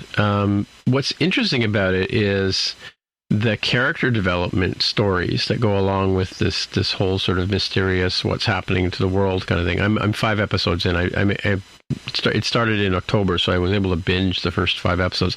I watched one thinking, oh well, I'll watch one and see how I feel.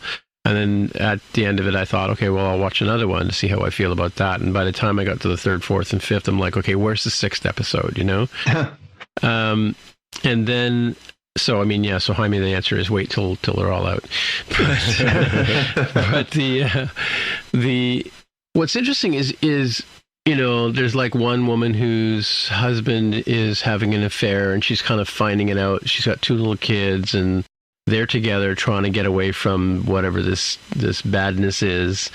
But at the same time, she's sort of finding out about this relationship he's having with another woman, as she's sort of, you know, finding out that, you know, her whole world is, you know, she's given up her career to become a housewife for this guy, and this is how he's repaying her, kind of thing. And then you're wait a minute, this is like an invasion movie, right?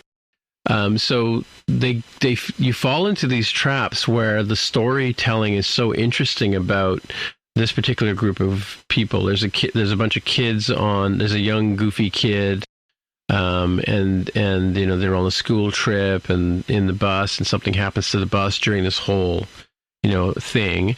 All these different connected experiences that are, there's a thread going through that hasn't really been tied up yet, but you know, and the kids there's a bus accident, and then they're on their own, and they have to figure out how to survive in this situation.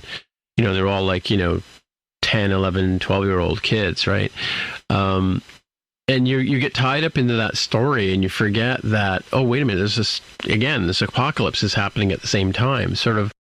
So they suck you into these little stories, you know, and it's interesting in that, you know, I think we talked about Why the Last Man. There was a couple of episodes where it was just about this one group of women.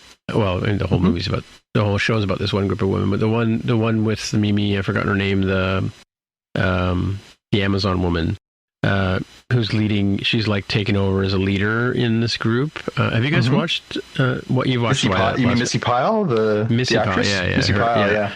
So she plays a really dynamic character, but you know, there's one episode where it's just about that group, right? And you're kind of like, well, what about the other people? But in this one, they kind of break it down. Like, I think I want to say there's 4 or 5 different plots going on at the same time with this thread through the middle.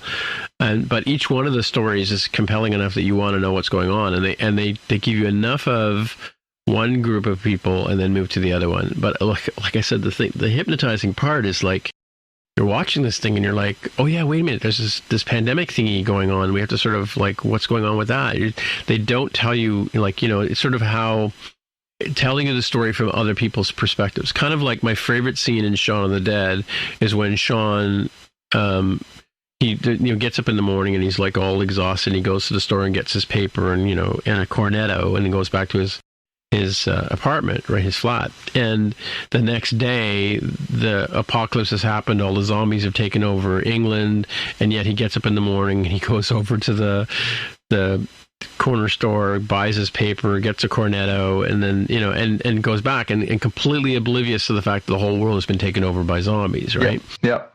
Which is like, I think that's just a brilliant brilliant storytelling. And that's kind of sort of where this one is too, is like, you know, this stuff is happening to these people and they're kind of like, okay, just going through the motions kind of thing, right? So very compelling show. I definitely highly recommend watching Invasion, in spite of the fact that it's another, you know, pandemic apocalypse kind of story, you know. It's really interesting TV. Yeah. Cool. That's me. Yeah, I'll have to add an entry there to get that as you know, we collect all the series of streaming services. That one will come back around in the rotation, Apple TV Plus. Cool. For one that is like having electricity, Netflix, which people probably have, I'd recommend Lock and Key Season 2. If you haven't seen the first one about the family with the mysterious heritage and the mysterious house that they go into, that's part of their heritage, and magical keys. I think I'm reaching back as to how I described Season 1. I think it was like the darker parts of Harry Potter, like probably, you know, Goblet of Fire kind of level, you know, where there's whimsy, but then there's like some dark stuff in there. Season 2 feels like later Potter, where it's definitely a lot darker, a little less whimsy, and a little bit more serious. So keep that in mind if you were watching stuff. This one continues more or less where the season 1 ended off. It's maybe like a few weeks or a few months later or something. So it's definitely a continuing story. I thought it was good. I will caveat to say that there are folks who said that it's a little too action oriented compared to the first season, which is probably fair. But if you go back to the Harry Potter analogy, it's a little bit more actiony in the later Harry Potters than it is the early ones. So use that as your guidance. And we highly support watching this one, given that we have a family member who works on that show. Yeah. Oh, really? Oh, okay. Yep. Cool. Well, I enjoyed the season. It's a pretty easy watch. 10 episodes. Cool. Yeah, we'll say stick around for the credits just to shout out our family member. We make sure he gets his due. Cool. And then my second item here is to watch Shang-Chi for free on Disney Plus. Scare quotes, free on Disney Plus, starting Friday, November 12th. So I'll get a chance to see it this weekend. Cool. Then we can really get into mixing it up and talking about spoilers next week. Yeah, exactly.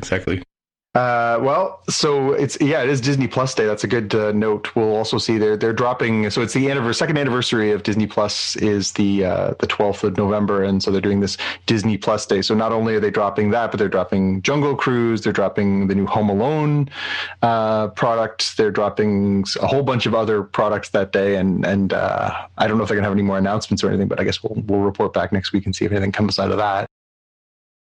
A couple things I've got. So Red Notice is coming to Netflix this weekend. Red Notice it's a heist movie. It stars Dwayne "The Rock" Johnson. It stars Gal Gadot and Ryan Reynolds.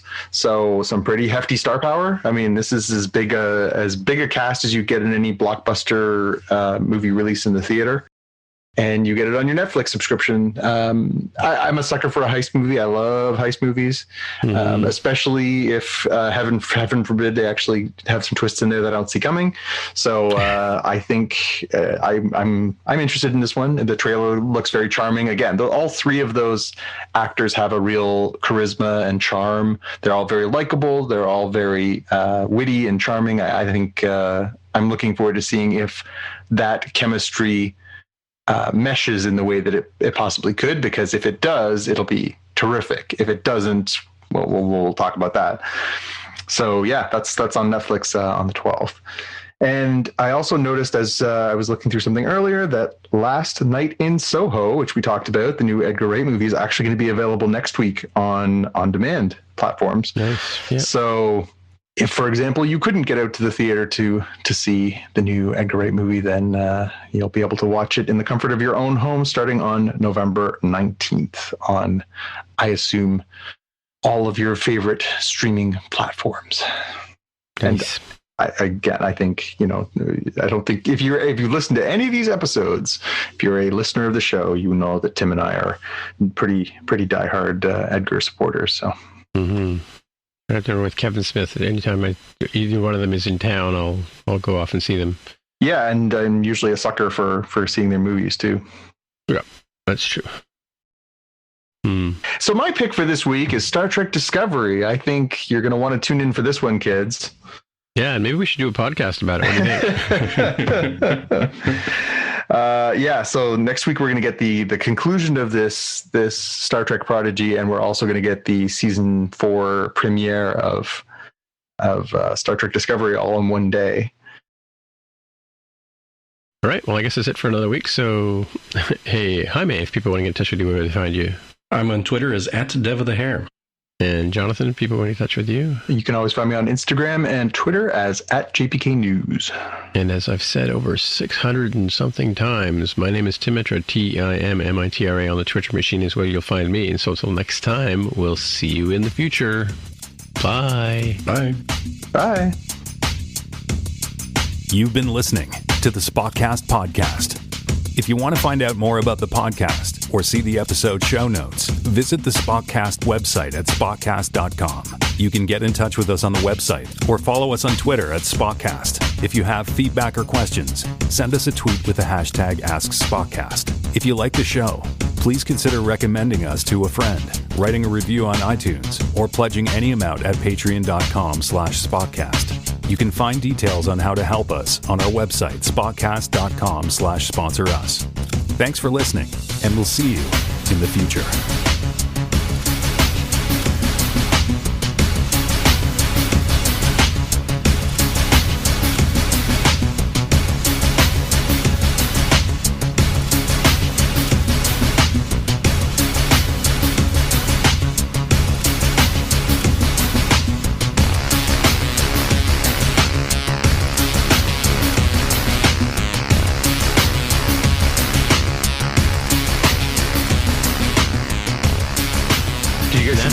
Did you guys see the new trailer for Lost in Space? They dropped the final trailer for that as well this week. Yeah, a little more of a robust trailer with a little more, you know, what the big thing is as they set. I guess it's December 1st. It's coming to Netflix. It's funny because the little boy who they had playing Will Robinson, he's looking very much like a young man now. It's funny. Oh, is he? Yeah. Yeah. And as are the two young women that were sort of teen, early, young women. They definitely look a little more adult. Right. It's funny. Cool. Yeah, the other movie that's on my to-do radar that I asked my wife if she wanted to go see it because we don't go see movies a lot together. There's only a few filmmakers that we will make an effort to go see. One of them is Wes Anderson. And The French Dispatch is out in theaters now. It's been out for a couple of weeks. The latest Wes Anderson film. And I sort of said, do you want to go see it in the theater? And she said, yeah, I feel like we can watch that at home. And it's true. Again, like his movies are really quite beautiful. I don't know if you are, I know, Tim, I think you and I have seen a few of those, but he makes really interesting visually films. His OCD makes for really, really interesting visual films because he has this, like, he likes to really fill the screen. He has a palette. He really likes symmetry. He makes really interesting looking films. They announced this week that one's coming out on digital on December 14th and coming out on Blu-ray on the 28th. So not too far of a wait for that one if you couldn't get out to the theater for that one too. I'm keen. I want to see that one. That and he gets like, again, he's got such a reputation now. He works with such great actors. Like it's just packed again. He's got, Bill Murray and Frances McDormand and Jeffrey Wright and Adrian Brody and Tilda Swinton and Owen Wilson and Timothy Chalamet and Léa Seydoux and, Liev Schreiber and Betty Moss and like Edward Norton, Willem Dafoe, Saoirse Ronan, like Christoph Waltz. Like it's insane. It's insane how many people want to work with this guy. Like, it's the Avengers Endgame of auteur cinema. Yeah, it's, like he really does. He gets like these crazy long lists of these people. And again, some of them are only in the movie for like 5 minutes, but you're like, geez, how the hell did you get Frances McDormand to be in your movie for 10 minutes? That's insane. Like she's, arguably the second greatest actor, female actor of all time behind Meryl Streep. Like it's crazy. Yeah, for sure. Jaime, did you catch up with Doctor Who? I've not. What is it? Two episodes now? Yeah, second episode came out. Actually, I fell asleep watching the second episode. I still have to watch the second half of it, but did we watch that one already? Yeah, it came out on Sunday. Yes, I must have watched. Yes, that's right, because Rogers messed it up again. Of course they did. Complaining about that. Thank you, Rogers. Yeah. You're trying to remember what happens in it. Oh, yeah, the army's back again, right? Yes. Yeah. Centaurans. Jonathan Majors on SNL this weekend. Yeah. Along with Taylor Swift. Yeah. I knew that would have you, Tim. You'd be like, Taylor Swift, what? Yeah, I know, eh? For sure.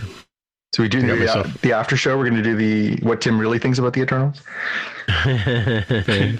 No, I think you summed it up well. I think, I have to give it time, let it age.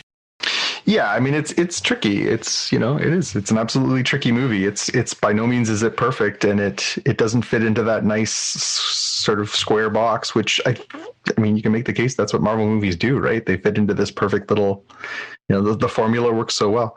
Yeah, I'm looking forward to having Jaime on board so we can have a an unfiltered view of this one. Hopefully, Jaime, you'll be able to get out for. We should try and coordinate our watchings of those last few, the Ghostbusters, the Matrix, and the Spider-Man, so we can mix those into our conversations around all the Trek that's coming up. Jaime, I'm curious. So we're now a good ways into the NHL season. Your beloved Seattle Kraken are playing tonight. They're playing their, let's see, 1, 2, 3, 4, 5, 14th game. Has the bloom come off the rose, or is Seattle still Kraken crazy, or is it are people like, oh yeah, that's right, hockey's 82 games and it lasts a long time? Yeah, I think some of the enthusiasm is not quite as there as it was thinking back to 2009 when the Sounders debuted. It probably helped that the Sounders were pretty good right out of the gate, whereas the Kraken are 4-8-1. And I don't think the Kraken have shut somebody out yet. So I do know that in hockey, you quite literally have to score more than your opponent, but they sort of take that to the extreme of like, they literally cannot win unless they outscore the opponent. There is no, we won, 1-0 or something. Like it'd be nice to see a goose egg in there and see some defense. Yeah.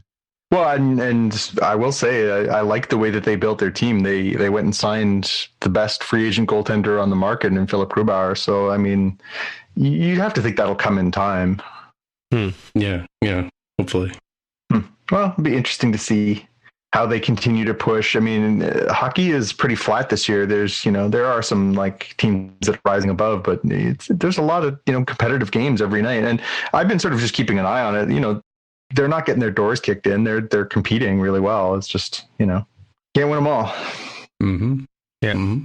It makes you realize what an aberration the Vegas Knights are. Like they got like extremely, either they were extremely smart or extremely lucky or a little of both to be that hot, that good out of the start and still haven't taken a step back. Indeed. Just seeing an article online. Disney Plus has confirmed it has delayed the release of Ms. Marvel until late next year. Miss Marvel? Ms. Marvel, yeah. Or Ms.? Ms. Yeah, I thought it was supposed to be... I thought they were going to put that out in advance of the Marvels movie, but I don't know. See, Cintra's even upset. What? Ms. Marvel? What? Yep. I'm never upset to have a day off, especially during a very busy stretch, which we've had at work, but also having a day off on a Thursday and having to go back on a Friday seems painful. It's weird for sure. Yeah, it is weird. I mean, yeah, and to be fair, you guys obviously are pretty used to it. That's how U.S. Thanksgiving is, right? You always get the Thursday, but then most people get the Friday off too, right? Yeah, it's pretty common for folks to take that day off. Yeah. Do you have to take it? Like, do you have to request it, or do your companies don't give you that day? Do they? It depends. Some companies just do the day after. Some have it. We kind of expect people to take PTO, and then some are like, we're not asking any questions if you don't show up. Like, it just really varies. Culturally, it is, unless you're working retail or something. Culturally, it's pretty much a 4-day weekend. Yeah. Well, we'd like to thank you in the spirit of Thanksgiving, because for some reason we do have Black Friday on the same day you guys have Black Friday, even though that coming up, right? Even though Thursday means nothing here. Yeah. So we go from nothing Thursday to Black Friday. Yeah, it's well, here it became a thing because, especially here in Southern Ontario, we're so close to the U.S. border. And I know this is true in places like Vancouver as well, where the proximity is so close that so many Canadians were like, cool, Black Friday sales are on. Let's cross the border, go down to the States and take advantage of all these incredible deals. And so that was, people were going down there and loading up for their Christmas shopping just like they are in America. And I think a lot of Canadian retailers were like, hey, so now... Black Friday, pre-Black Friday, pre-Black Friday sales are just as just as much present here as they are down there. You go. I imagine. I can't even remember from last year, but I imagine Black Friday's got to be a lot bigger of an online day than it is in a retail space than it used to be, right? I guess they're not having people fight for television sets and cough all over each other down there now. Yeah, a lot of it has turned into online and more than a day. It feels like it's a week prior that deals start coming out on various sites. And then when it comes to the in-person stuff, they've done better about having, security there and organizing it in all right, are you first in line? Great. You three people get the tickets for the, insane 75-inch TV for $1 kind of deals instead of, whoever gets there first, pushing over pregnant women and grandmas kind of thing. Yeah. Do you watch the South Park? South Park did an episode, or a multi-part episode about Black Friday where, they almost did it like Game of Thrones. It was very, very, very apt, I thought. Yeah.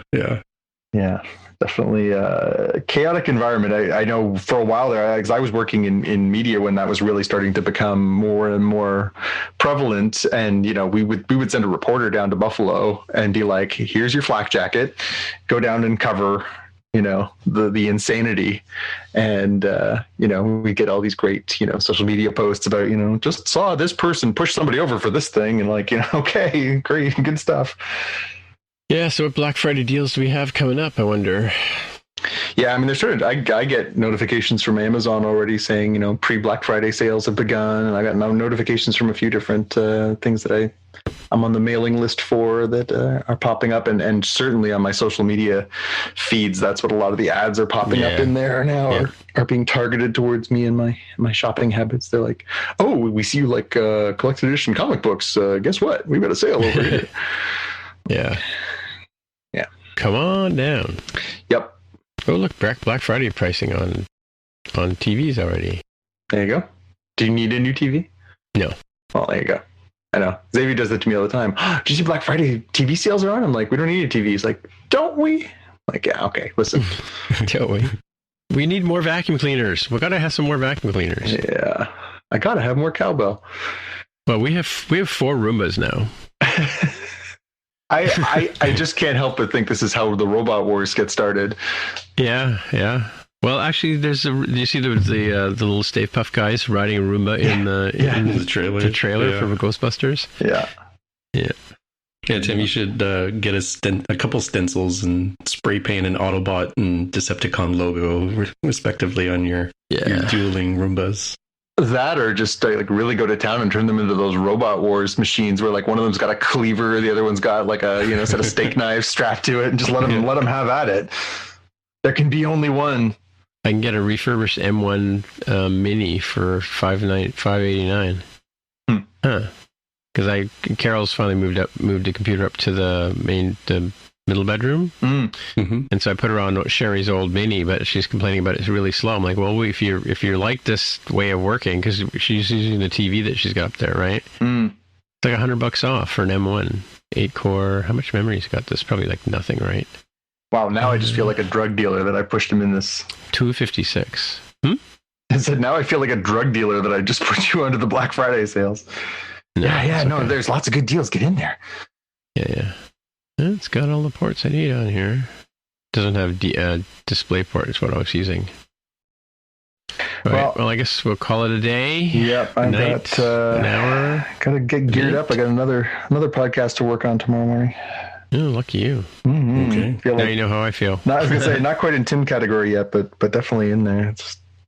We're ramping up. We're up to this is what 7. This is episode 7 of this season for the healthcare pod, and episode 8 recordings on Monday, and then 9 and 10 are in a couple weeks. How quickly do they turn them around? Including all the AODA and all the other stuff that we have to do, the accessibility requirements and all that other stuff that we have to do. I can, if I have to, I can turn an episode around in about 5 days, but usually we try and plan ahead. So I'm recording with our host tomorrow and our guests, and that episode is coming out on December 7th. So we actually managed to get ahead of things a little bit this season in a way that last season we were kind of flying by the seat of our pants because we had some really tight deadlines. So we were like, really, really having to turn things around fast. Now we were able to buy ourselves a little bit of time. So we've already recorded, and like we just published 2 new episodes this week, and then we've already got the other 2 episodes recorded and locked down for November 23rd already. And then because we're going up bi-weekly, it's a lot easier to manage. Yeah. But it's it continues to be challenging just because it's when you're producing a podcast for a organization like ours, there's a lot of hoops you have to jump through. Yeah, approvals, and we have to pre-screen, we have to send all our questions have to be vetted by a lot of people, and it's a lot of rigmarole. It's people sort of say, do you do this kind of stuff with your podcast? I'm like, no, we were very much more fly by the seat of our pants. This one? Yeah. Oh yeah, there's a whole the whole idea behind podcasts was literally the iPod. Like you just record some people talking and put it on an iPod. Mm-hmm. So it's not like rocket science from that point of view, but yeah, when you're talking about a business and like a bunch of my friends who are running their own businesses have all started doing podcasts. So of course they get the nice little email from me going, "Geez, everybody's got a podcast now." Yeah. And I've been warning Jaime and Mark that's coming. It's going to be the point where you'll get like your Netflix account, your podcast, your cell phone, your TikTok. Yeah, I like it as a tool. Again, my area of work right now is obviously communications, and as a tool in the toolbox, alongside so many other tactics you can use for communications. I really like the podcast because it allows you to, particularly for our organization, which is a data organization, it allows you to just sort of contextualize stuff in a way that you can't always do. When you're looking at raw data, you can actually bring somebody in from outside and say, "Hey, here's here's what we're seeing. What are you seeing on the ground as a patient, as a healthcare person, as a doctor, as somebody who's working in administration, as somebody who's working at a facility, as somebody who's working in government?" So we can kind of go places that are really different and unusual for us. So it's kind of fun to be able to sort of add that stuff to the mix. Yeah, definitely. Like it's something that I've been. It's easy enough to do, and I think that most businesses that want to get promoting their services or whatever should do it, like look into it, right? So I'm not surprised that more and more people are doing podcasts, but yeah. I'm working on I'm trying to wrangle this together the last little while, but there are a few organizations like ours across the country that are sort of arm's length government agencies that have podcasts.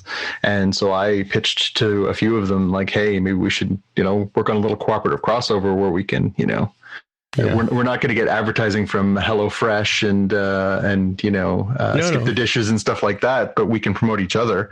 So I suggest that, if we can get our stuff going, we should probably try and, do a couple of little overlaps and promote each other's stuff. And that seems to be coming together, so hopefully we'll do that soon. Well, all the radio stations have done that too. Like it's not a like CBC's everything CBC produces now is available as a podcast, and which is great. Alan Cross and all kinds of stuff like that, right?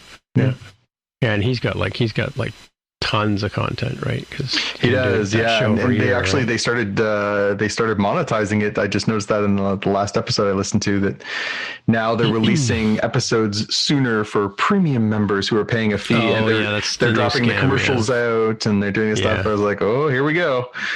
Yeah. All right. Talk to you next week, guys. Okay, bye. Talk to you later. Bye. Ew. Gotta get rid of this old Backstreet Boys t-shirt. Tell me why. Because it stinks, boys. Tell me why. I've washed it so many times, but the odor won't come out. Tell me why. No, you tell me why I can't get rid of this odor. Have you tried Downy Rinse and Refresh? It doesn't just cover up odors, it helps remove them. Wow, it worked, guys. Yeah. Downy Rinse and Refresh removes more odor in one wash than the leading value detergent in 3 washes. Find it wherever you buy laundry products. The holidays start here at Baker's with a variety of options to celebrate traditions old and new. You could do a classic herb roasted turkey or spice it up and make turkey tacos. Serve up a go-to shrimp cocktail or use Simple Truth wild-caught shrimp for your first Cajun risotto. Make creamy mac and cheese or a spinach artichoke fondue from our selection of Murray's cheese. No matter how you shop, Baker's has all the freshest ingredients to embrace all your holiday traditions. Baker's, fresh for everyone.